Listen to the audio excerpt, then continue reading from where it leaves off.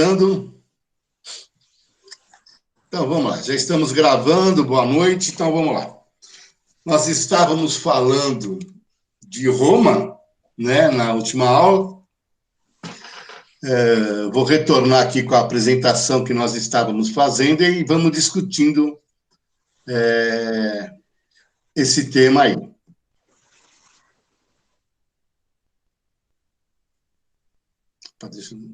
Deixa eu só fazer uma coisinha antes. Sem a minha imagem, acho que fica mais fácil.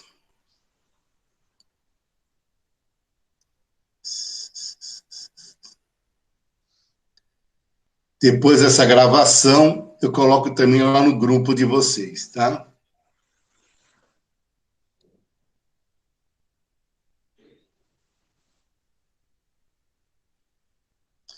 Todo mundo está vendo os slides aí, não? Sim. Então, tá bom. Beleza, então. Então, vamos lá. Na aula passada, nós vimos, né, algumas coisas de Roma, vimos sobre a monarquia, sobre a república, sobre o império, começamos a ver o império, vimos a importância do exército romano, a importância das estradas romanas, né? Tanto é que a gente viu que pelas estradas, né? Voltando aqui, ó, pelas estradas, né, feitas pelos romanos, né? Caminha-se o exército, por onde se flui as informações, as ideias, né? As notícias, inclusive, por onde as pessoas fazem comércio, né? Por onde elas caminham para fazer comércio, para comercializar seus produtos. Então, as funções das estradas são essas daí. Um outro item importante e outro legado de Roma para nós é a língua, né? Os romanos falavam o latim. O latim é a língua que vai unir todo o Império Romano, né? Então, todo lugar onde Roma está dominando vai se falar o latim. O latim dessa época é como se fosse o inglês para os dias de hoje, né? Ou seja, ele servia para as pessoas se comunicarem, todos na mesma língua, né? Então, é bem como seria o nosso inglês hoje. O latim acabou se tornando, né, a base de várias línguas faladas, né? O latim é a língua usada, foi a língua usada pela Igreja Católica Apostólica Romana, principalmente na Idade Média, né? Todas as missas são em latim. Em Portugal, até 50 anos atrás, eu diria para vocês que até menos de 50 anos atrás, os padres ainda diziam a missa em latim. Eu tenho parentes em Portugal, eu tive a oportunidade de ir a Portugal e na terra dos meus pais, né? Eles são meu pai era de uma aldeia, né? Então eu tenho tios que ainda moram nessa aldeia. E eu fui numa missa, né? Porque todo domingo eles vão à missa. E duas coisas que ficou marcado para mim na missa é que, primeiro, os homens ficam de um lado e as mulheres de outra, né? Uma missa da Igreja Católica, tá? E uma parte da missa foi falada em latim também. Alguns rituais da missa, né, foram falados em latim. Então, tem ainda aldeias em Portugal que ainda se fazem uma parte da missa, principalmente quem é católico, né, a consagração da hóstia, né, do pão e do vinho, eram falados em latim. Ô, Cláudio. Pode falar. É interessante isso que você comentou, porque a minha mãe, ela vai fazer 80 anos, e ela conta, quando ela tinha 20 anos, ela foi, né, em Tambaú, conhecer o padre Donizete, e ela contou isso para nós, que ele fez a missa em latim, e sempre de costa para o público, né? Isso, de costas também para o público, é verdade. Aí eu falei, nossa, mãe, né, a senhora viu o padre Donizete? Ela falou, eu vi, mas não entendi uma palavra que ele falou. Olha, né? Interessante isso que você comentou, né? A minha mãe tem 80 anos e aos 20 anos as missas aqui no Brasil era realizada em latim. Muito interessante, né? É, as escolas, né, no Brasil, as crianças na década de 30, 40, Verdade. 50, eu acho que até 50, se não me engano, tinham aula de latim, né? O meu padrinho, ele teve aula com o Jânio Quadros, inclusive, né? Que o Jânio Meu, Quadros foi prefeito, governador e presidente da República, isso né? mesmo. Ele era professor escolar, o Jânio, né? Ele era Nossa, professor de língua portuguesa, né? E meu tio teve aula de latim quando era criança com ele, né? No estado. isso. Né? E o latim, gente, ó, como a gente pode ver, ele é a base de várias línguas, né? Ele é a base do português, do romeno, do italiano, do francês, do castelhano, ou seja, muitas das nossas palavras hoje elas derivam do latim, né? Então essa é a importância da língua. Vamos ver mais que os romanos deixaram de legado para a gente. Outra coisa que os romanos nos deixaram, que vai unir vários povos, é o direito, né? Ou seja, as leis, né? Elas são a base do direito português, né? Do direito em Portugal, e isso se espalhou para alguns países, né? De língua portuguesa. Algumas das nossas leis têm base, né? São baseadas nos princípios romanos de direito. Durante o Império, né, nós temos a figura do imperador, onde todas as pessoas do Império conheciam a face do imperador. Não interessava onde essa pessoa estava. Ela podia estar no Extremo Oriente, né? Mas se aquilo fosse um território de Roma, tá? A pessoa saberia quem era o imperador, porque toda a imagem dele estava em todos os lugares. Seria mais ou menos, tá? Não sei se vocês sabem, mas toda a repartição pública federal, ou seja, que pertence ao governo federal, tem a fotografia do presidente da República, né? Se você for aqui no INSS, por exemplo, aqui de Indaiatuba, tem lá no fundo a fotografia do presidente da República. Seria, fazendo uma analogia, essa é a imagem do imperador. Ou seja, todos os lugares, né, tem que saber quem é o imperador. Essa era a ideia. Que o imperador, durante o Império Romano, ele não era apenas um rei, né? Ele era como se fosse um deus. E a imagem dele estava também em todos os tempos, ou seja, é como se ele tivesse sido escolhido por Deus. Nós vamos estudar ainda esse ano, no 6º ano, quando formos falar de período feudal, sobre a Idade Média, que são aqueles filmes que vocês veem hoje, de reis, rainhas, príncipes, ver os castelos, né? Os reis desses castelos, né, é como se eles tivessem sido escolhidos por Deus. Né? Essa pessoa, ela é rei, né, porque ela foi escolhida por Deus. Era mais ou menos isso a ideia, né, que o Império Romano falava para todo mundo. Hoje, essa pessoa é o imperador porque ele foi escolhido. O imperador, ele tinha o poder absoluto. Ele falasse, era lei, né? Ninguém discutia com ele.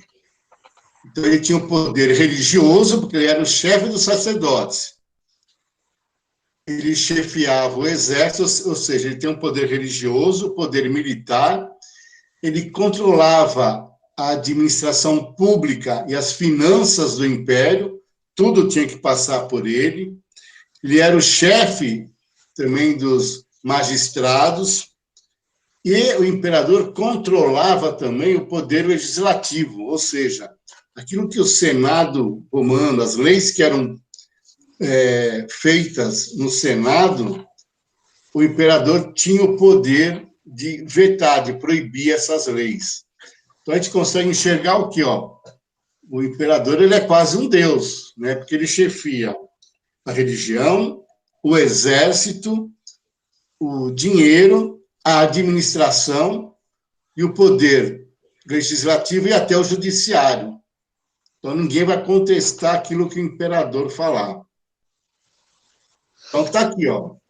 Os poderes, é um poder absoluto, né? Daí que depois a gente vai poder estudar esse absolutismo. Ó, é o poder romano, religioso, político, militar e econômico, né? Quer ver um? Dá fazer uma... Isso parece a mãe de vocês, né? Quem manda na casa de vocês não é a mãe de vocês? Né? Não é a mãe que tem todo o poder, ela tem o poder religioso, o poder, ela que manda na política da casa, o que ela falar é regra, né? Ninguém. Ela que impõe as disciplinas da casa, né? Ela que cuida do dinheiro da casa, então. É quase como se fosse hoje o poder da mãe de vocês, né? Quando a gente fala, quem manda na casa é a mulher, né? Então, quase vem isso daí, ó, um poder absoluto. Né? E vocês têm de entender, poder absoluto é aquela pessoa que manda em tudo, né? E ninguém vai contestar o poder dela. Tudo bem até aí, gente? Tudo bem. Então, vamos lá, vamos falar um pouco agora do urbanismo romano. A gente tem que Roma, na sua expansão, fez as estradas, mas as cidades romanas eram urbanizadas. Então, ó, o que eu encontro em Roma? Eu encontro um teatro, eu encontro fórum, anfiteatros, né, que seria o Coliseu até, templos, né, templos religiosos, as cidades que são cercadas por rios. Eu preciso trazer água nas cidades. Por onde é que eu vou trazer água nas cidades? Eu vou trazer água através de aqueduto, ou seja, aonde está o rio, eu vou construir aquedutos, tá, para trazer água para as cidades. Por quê? Porque em Roma, e as cidades romanas têm isso, elas têm lugares onde as pessoas vão se banhar.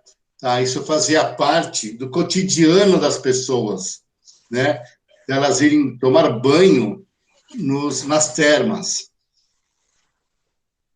Aqui, ó, essas pontes romanas, né, sobre rios, né?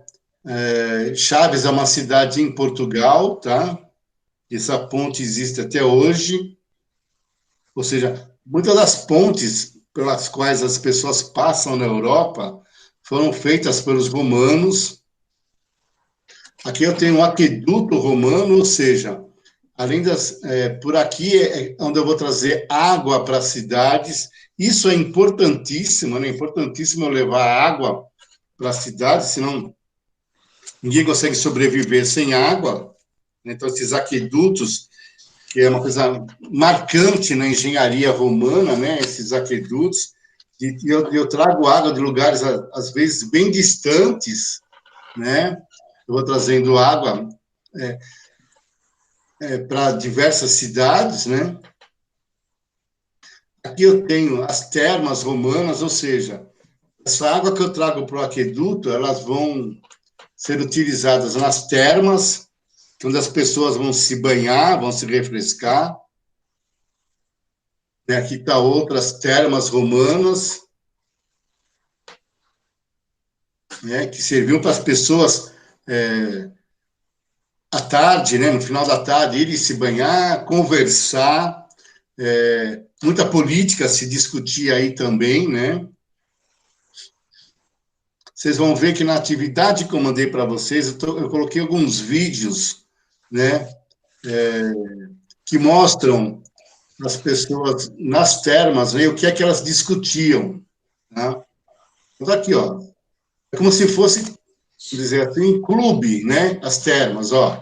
As pessoas iam para lá para ficar jogando, né? As termas, isso é tudo público, né? Essas termas são públicas, os lugares onde as pessoas se banham, e então a vida social das pessoas ocorria muito aqui nessas termas, né? Que é uma coisa comum no Império Romano. No Império Romano, né? Eu tenho o Coliseu que é um grande teatro, né? Onde aconteciam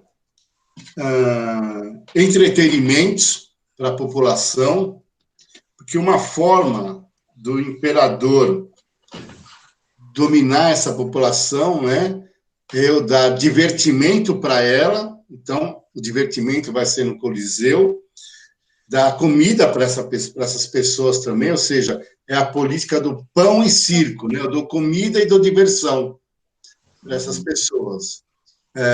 Nunca ninguém vai reclamar, né, que é a política do pão e circo.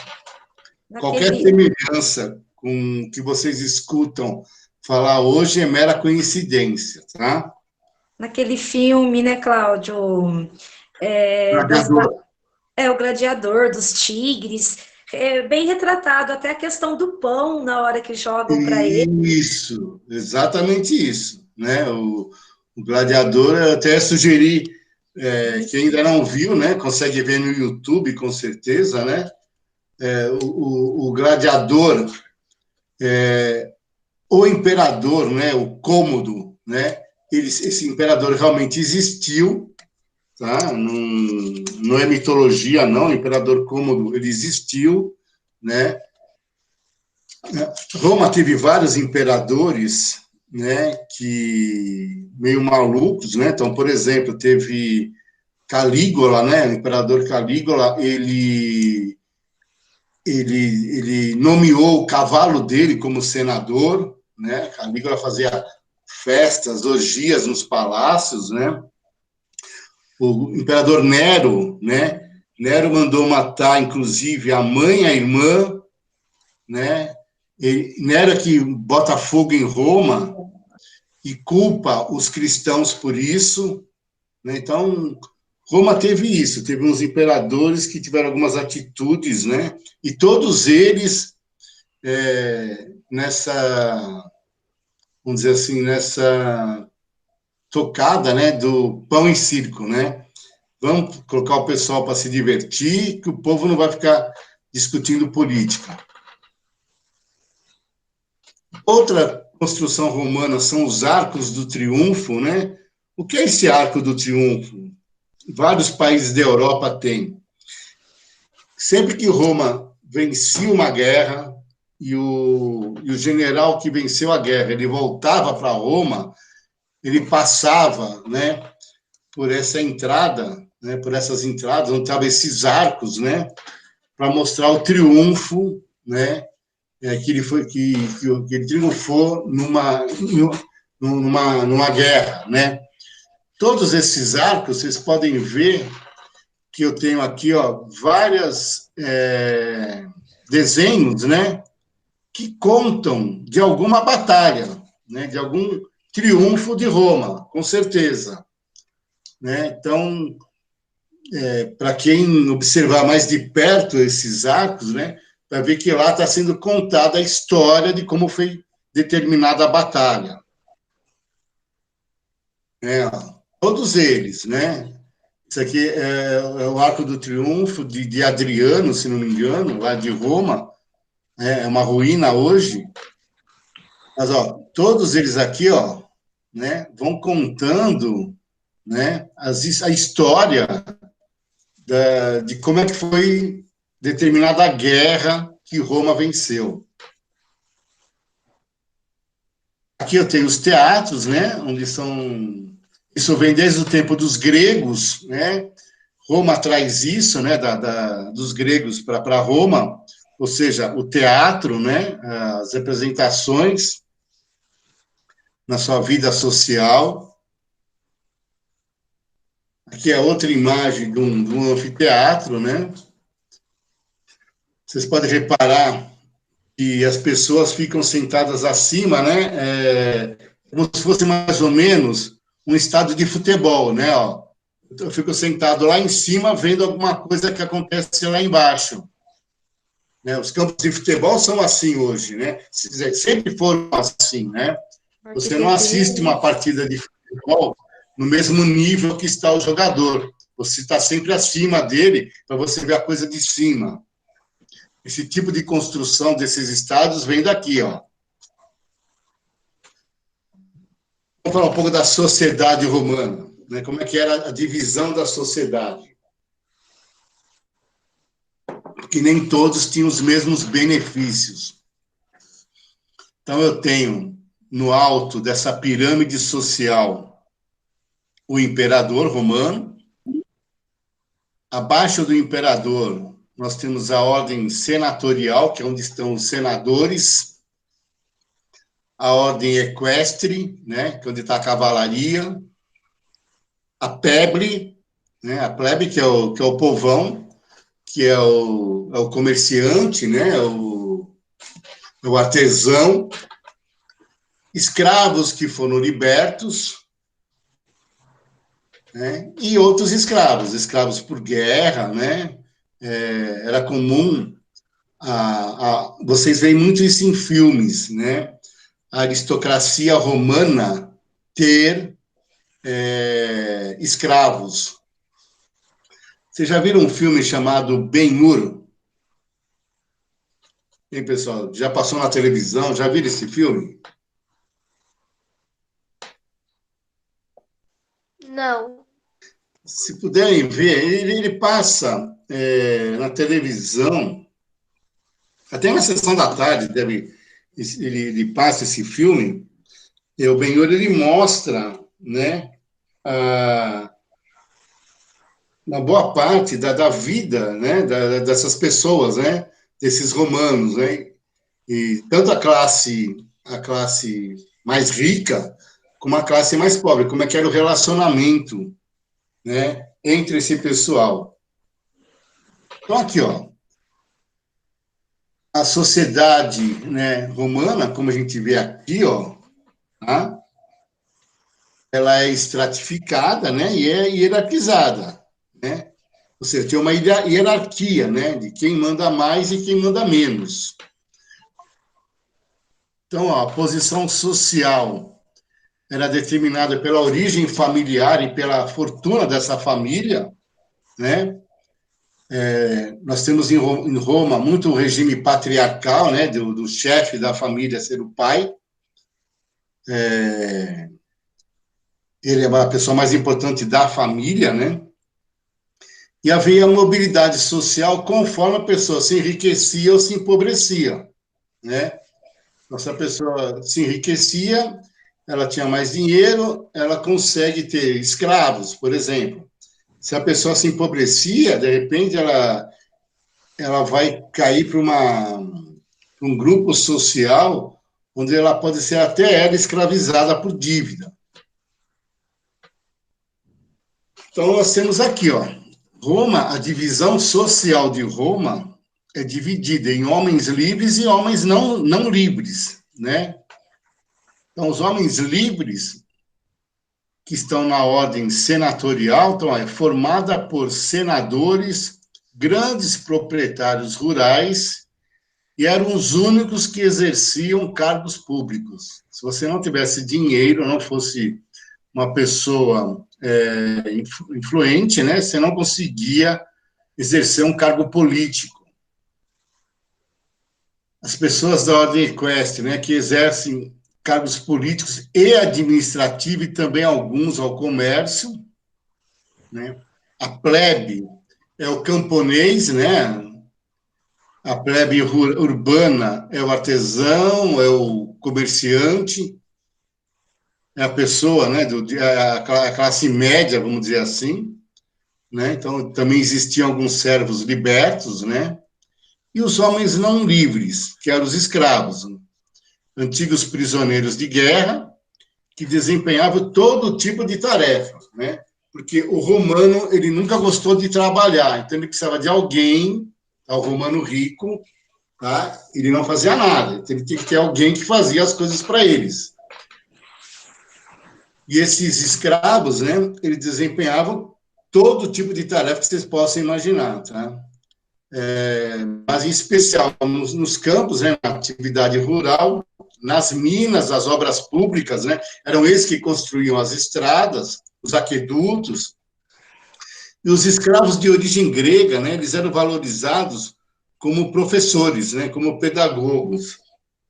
De repente, eu e você, Verilda, já fomos escravos em Roma e nem estamos sabendo. Né? Na hora que eu vi professores, eu pensei, meu Deus, eram Vai escravos. saber se em alguma outra vida, né, a gente já foi escravo lá em Roma. Nós. A vida romana, a vida cotidiana, né, o dia a dia dos romanos, tá? Ele varia muito de classe social, né? Quem é rico vai ter uma vida completamente diferente, né, daquele que é pobre. Então, por exemplo, os ricos, olha, participavam na vida política. Eles viviam em grandes casas, em palácios, né? Ou no campo eles possuíam vilas, né? Com jardim, paredes revestidas de mármore, chão de mosaicos, paredes pintadas com afrescos, né? Ou seja, uma vida social bem agitada, né? Bem confortável, vamos dizer assim. Já os pobres, né, a plebe, o povo e os escravos, eles viviam em prédios de apartamentos de vários andares, feitos de madeira, tá? Vira e mexe, isso pegava fogo, todo dia quase tinha incêndio em Roma, né? Porque essas casas eram feitas de madeira. Nesses prédios viviam várias famílias, tá? Não tinha água, não tinha esgoto, né? Cozinha ou uma casa de banho, ou seja, é como se fosse um cortiço, né? A ideia do cortiço, né? Vem daqui, ó, né? Parece Desses tipos mesmo. de moradias,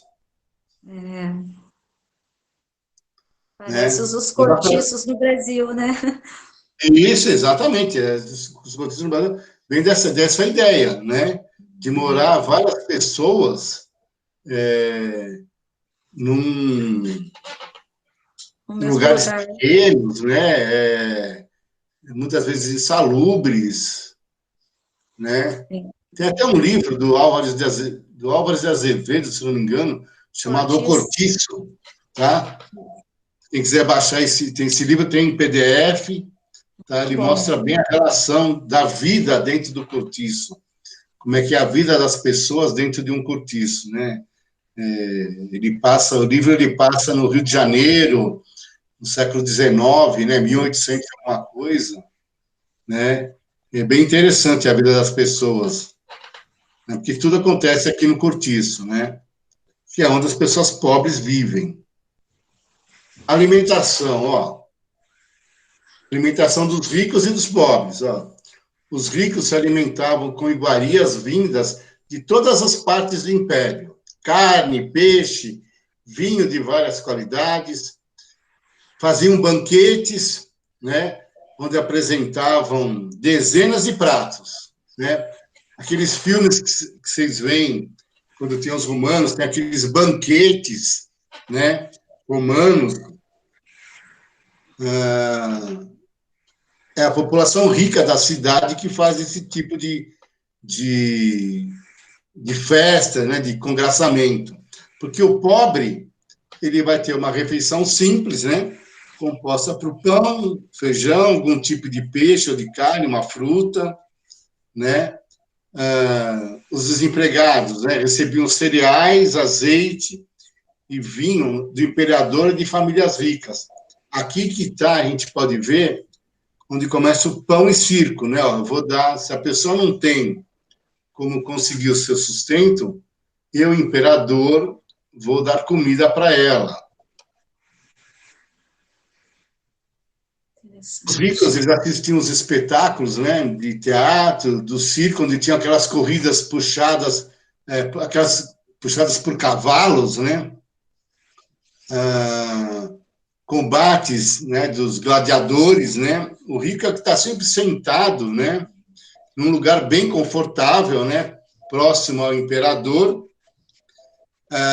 Os pobres, eles têm que trabalhar, né, para sustentar essa vida dos ricos, e eles veem os espetáculos de graça, né, tanto nos teatros como no Coliseu, né? Então, os gladiadores que se apresentam, os pobres vão lá de graça para assistir, né, os gladiadores, né, um matando o Cláudio, outro. Oi, é pode bem, falar.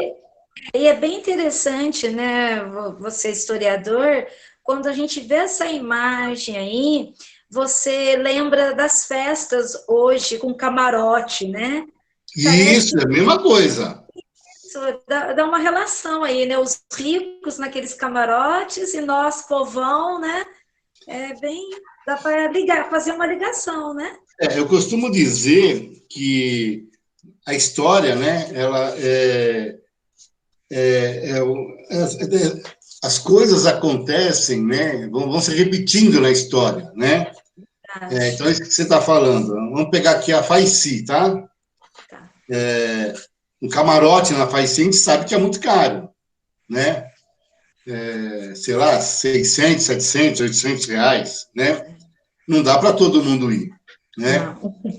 Principalmente nós professores, com certeza. Nossa, nem pensar. Com certeza. Eu jamais gastaria 800 reais num show sertanejo, né? Não. Jamais. Mas, eu não vou discutir a música aqui. As pessoas, né, eu quero assistir a mesma... É que nem uma peça de teatro, né? Aquele que, se eu quiser assistir num lugar bem próximo ao artista, eu vou pagar mais caro, né? Verdade. Quanto mais longe do artista, o preço do ingresso é mais barato, né? No estádio de futebol é a mesma coisa, né? Quem já foi ver partidas de futebol no estádio, né? Ele é setorizado, então, com setores, né?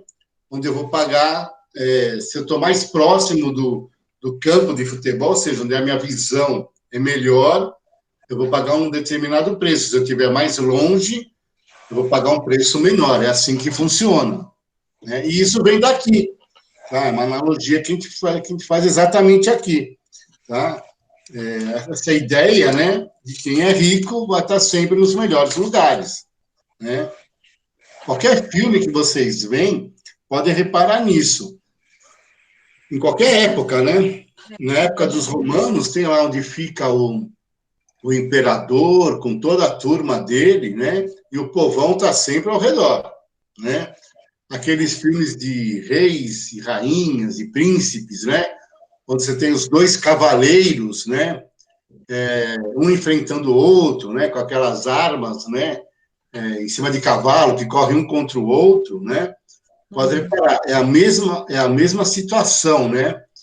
O rei, né? Ou o dono daquelas terras está num lugar privilegiado e o povão está tudo ao redor.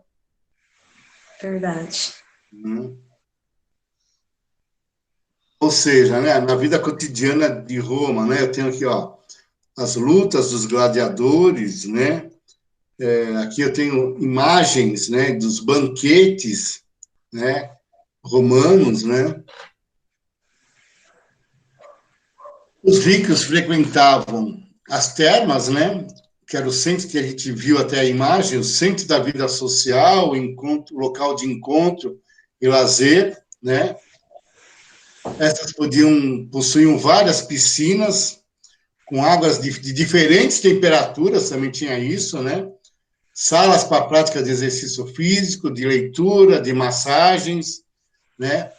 Aberta de manhã para as mulheres e à tarde para os homens, né? As termas. E os pobres também podiam frequentar as termas, né? E os escravos podiam ir para ajudar os seus senhores, né? Então, ou seja, todo mundo podia frequentar essas termas também. Só que o pobre não ia fazer massagem, não ia fazer nada disso, né? Não ia ter um lugar para exercício físico, não. Ele tem uma terma, para ele, né, que ele não vai se misturar com as pessoas de maior poder aquisitivo. Né? Isso não acontece.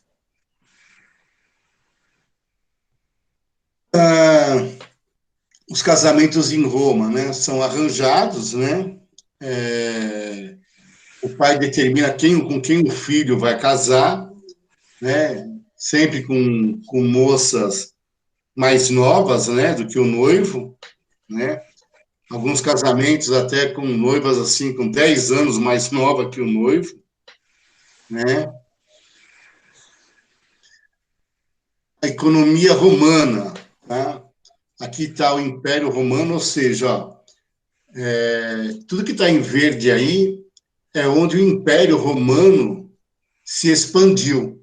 Então, de Roma, ele se expande tanto para o Ocidente como para o Oriente, né? E aqui eu tenho todas essas regiões, eu tenho estradas para ligá-las, né? Eu tenho porque eu faço comércio e tenho uma moeda só que vai em todas essas cidades, são válidas, né? Em todas essas cidades aqui. Ou seja, a expansão romana, ela, comercialmente falando, né, consigo fazer comércio desde o Ocidente, né, desde o Oeste até o Leste, né, com todas as cidades. Por quê? Porque eu estou me...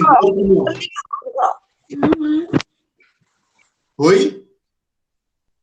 Que eu estou me locomovendo pelas estradas romanas aqui, que a gente já viu. Né? Ó, a economia romana, ela envolve todas as cidades, né? Uma economia urbana, ela é mercantil, porque eu estou promovendo o comércio, e eu tenho uma moeda só, né? Para todos os lugares de Roma, para todos os lugares onde chegou essa expansão romana. Então, pensa no seguinte, ó, vamos lembrar do tempo de Jesus, né? Jesus, ele viveu na Judéia, né? Então, Jesus viveu nessa região aqui, ó, na região da Judéia, né? Nessa região aqui da Ásia Menor, né, que Jesus viveu. E lá era domínio de Roma, né? Dominação romana. A mesma moeda que circulava na cidade de Belém, na cidade de Nazaré, circulava também na região da Gália, na região da Espanha, né? Então, eu conseguia fazer comércio com todas essas regiões. Porque aqui, ó, estão os limites do império, né? O império se expandiu, ou seja, como havia falado para vocês até na primeira aula, o maior império que se conheceu foi o Império Romano, né? Em nível de extensão, né? Ele vai domina quase toda o que seria a Europa hoje, né? E uma boa parte da Arábia, né? Do Ocidente e do Oriente também. Ele domina toda essa região. Tanto é que a gente vai ver mais para frente que esse império ele acaba sendo dividido em Império Romano do Oriente e o Império Romano do Ocidente. Era como seria os Estados Unidos hoje, né, Cláudio? Uma potência, né? Exatamente, era o que mandava no mundo, né? Interessante. Né? Estamos falando isso começa, o Império Romano começa em 30, 40 antes de Cristo, até só vai cair em 476 depois de Cristo, né? Então foi uma dominação de mais de 500 anos, só do Império, né? Porque a Roma começa, como a gente já viu, com a monarquia, com a república, ou seja, isso só vai se expandindo, né? O auge é o Império. A quantidade de lugares que Roma domina, né, é muito grande. E a gente já viu, ó, quem está fora daqui do Império Romano é quem? É o bárbaro, né? São os bárbaros, porque é um povo bárbaro. porque eles não têm a mesma cultura que os romanos têm, não falam o latim, né? Então, por isso que eles são chamados dos povos bárbaros, que são os vikings, que mais para frente a gente vai estudar também. A mitologia romana, né, na religião, Roma tem uma religião politeísta, né, vários deuses, e é bem semelhante à mitologia grega, né? São praticamente os deuses gregos, só que com outros nomes, né? Júpiter é o principal, né? Eu tenho Minerva, né, que é a deusa da sabedoria, eu tenho a Vênus, né? Vulcano, que é semelhante a Hades dos gregos, né? Netuno, ele simboliza o mesmo deus que Poseidon simboliza para os gregos. Diana, que é a deusa da caça, né? A deusa da guerra, né? Ela é semelhante nos gregos. Se vocês lembrarem, eu não lembro quem é o deus grego da guerra, da caça. Me fugiu agora. Mas também a religião romana também é relação com vários deuses, né? A arte romana, né? É aquilo que os romanos trouxeram até dos gregos, né? Ela valoriza os monumentos, coisas sólidas, duráveis, ou seja, a engenharia romana, né? Ela é responsável por aquedutos, os teatros que foram construídos, né? E são coisas que existem até hoje, chegaram para nós até hoje, né? As esculturas romanas, a mesma coisa, as pinturas, né?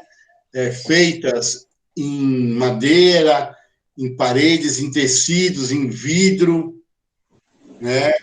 Que tem nos castelos, né? Nos palácios romanos, onde vivem a aristocracia romana, né?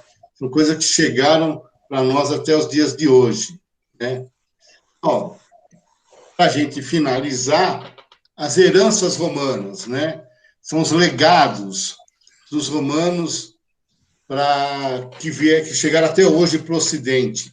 A língua, as leis, a religião, porque Roma depois assume o cristianismo como sua religião principal, a engenharia, né, os grandes feitos da engenharia, as estradas, a arte e a arquitetura, né?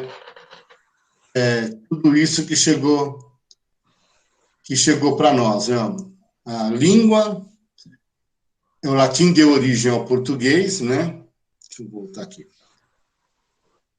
As leis do direito romano, a religião, né? O cristianismo começa na época de Roma, né? Que é quando surge Jesus, no Império Romano que ele surge, e os romanos depois acabam pegando essa religião como uma religião do Estado romano, né? Com a sede do catolicismo lá em Roma, né? Não é à toa que por isso hoje nós temos que o Vaticano hoje está em Roma, né? Essa centralização do poder da Igreja. E a engenharia com as suas obras aí, com pontes, aquedutos, edifícios, as termas, etc. e tal. Dúvidas, crianças? O que a gente pode discutir aí, né? O que eu vou mandar para vocês de atividades tem muito a ver com isso que nós vimos, tá? Nas atividades, eu vou colocar também uns filmes, tá? Uns vídeos que vai estar mostrando tudo isso daí que nós vimos, tá? Eu vou dividir essas atividades de vocês nesses períodos aí para vocês terem um maior entendimento. Tudo bem, crianças? Sim. Sim. Fala, Tem dona uma Ana. pergunta. Pode perguntar.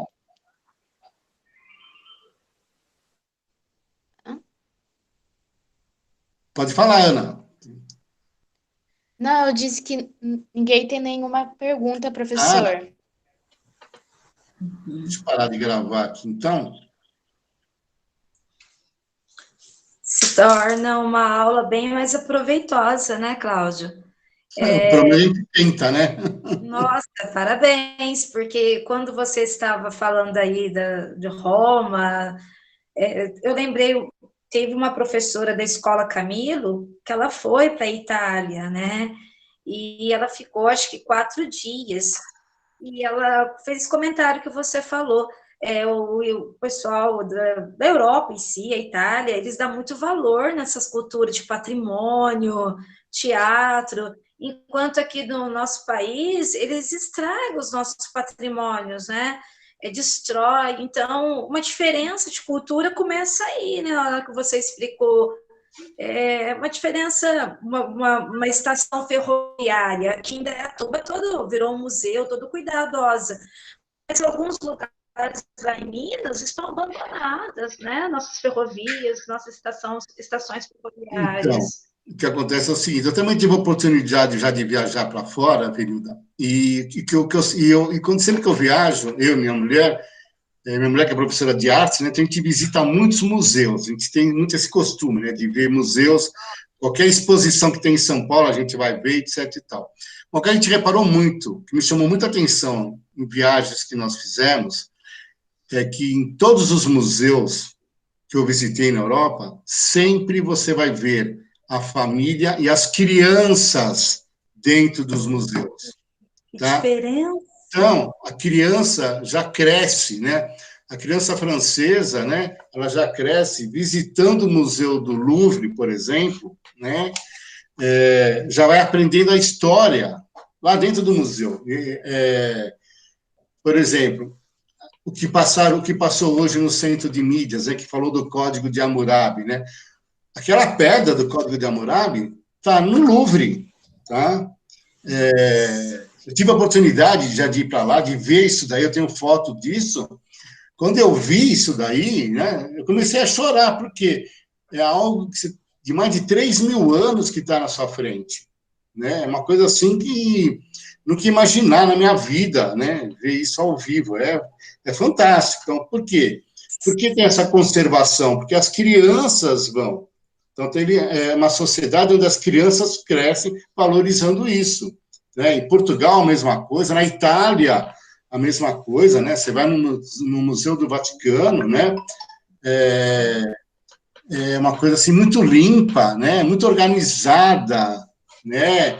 Todo mundo respeita, ninguém fica colocando o dedo, sabe? Ninguém mexe, você está lá para apreciar, né? Infelizmente, aqui no Brasil, né, a gente ainda não tem essa cultura. Né? Vai ter o dia que as crianças, quando for rotina, as nossas crianças visitarem museus. Por isso que eu sempre insisto com os alunos, e uma coisa que está me doendo muito esse ano, é que eu levaria o 6º ano, esse ano, para conhecer o Museu do Casarão, para conhecer o acervo, né, o Arquivo Público Municipal, né, que tem um monte de coisa muito legal lá no Arquivo Público, né, como é feita a história da cidade, né. Eu tenho contato com o pessoal lá. Quando começou as aulas, eu já fui lá para a gente começar a ver um trabalho para o 6º ano, só que, infelizmente, veio esse negócio da pandemia, né, então ninguém sai de casa, né. Mas eu sempre sugiro para todo mundo, gente, vai visitar o Museu do Casarão, né, vai lá eu vou parar de gravar, senão depois fica muito grande. Vá visitar a Igreja da Candelária, lá é onde a cidade começou, é onde Indaiatuba começou. Né? Eu falo para todo mundo, você olhando a Igreja da Candelária, no seu lado esquerdo, lá está a casa número 1. Aquela casa foi a primeira construção da cidade. Né? aquela casa foi feita de taipa, de pilão, né? Foi escravo que amassou o barro lá para construir aquela casa, né? Então, você ainda tem, e as pessoas, e tem gente morando lá, né? E conservou uma boa parte da casa, né? O casarão do Pau Preto tem também construído com taipa de pilão, né? Uma modalidade de construção onde você vai amassando barro, né? Com feno, com grama, né? Fazendo blocos para construir. E isso aguenta. Quantos anos não aguentou? Quantos anos está aguentando, né? Então, vá conhecer isso daí, né? Como você falou, o Museu Ferroviário aqui em Indaiatuba, teve famílias em Indaiatuba tão ricas, que teve tantos escravos, que construiu a estrada de ferro para transportar o café daqui para o Porto de Santos direto, né? Isso que fez a cidade enriquecer também, né? Então, tem muito disso em Indaiatuba, né? Às vezes a gente acha que não tem nada na cidade, não sei o quê. Não, gente, tem em Campinas também, né? Nossa. Aqui nós temos, tem a Bárbara aqui, que mora em Campinas, né? Acho que ela mora em Campinas. Se eu quiser falar, tem várias coisas em Campinas também, né? Para serem visitadas, né? Que é muito legal, né? Por exemplo, não sei se você sabe, mas lá em Sousas, que é um bairro de Campinas, né? É onde tem Sousas é o ponto mais alto de Sousas, tem o observatório, né? Dá para você ir lá ver estrela, né? Tudo isso é muito legal isso daí, né? Então, a gente tem que valorizar, sim, as coisas da nossa cidade. É que nem eu falo para todo mundo, você tem que comprar as coisas aí no seu bairro, né? Tem que valorizar, principalmente hoje em dia, valorizar o mercado aí do seu bairro, né? Que é esse